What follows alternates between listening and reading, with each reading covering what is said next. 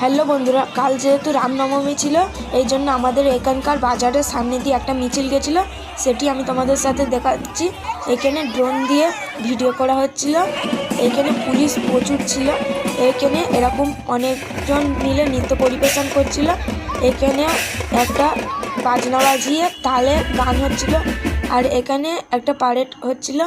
এই হচ্ছে যে এখানকার ঠাকুরটা, খুব সুন্দর এই ঠাকুরটা হয়েছে।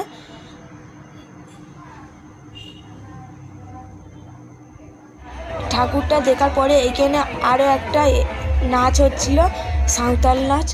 এই সাঁওতাল নাচের পরে এইখানে এক ধরনের মাথায় আগুন দিয়ে এরকম রাস্তার মধ্যে তেল দিয়ে রাম লিখে এরকম আগুন দিয়ে জ্বালিয়ে দেওয়া হয়েছিল। এটাও হেভি সুন্দর হয়েছিল।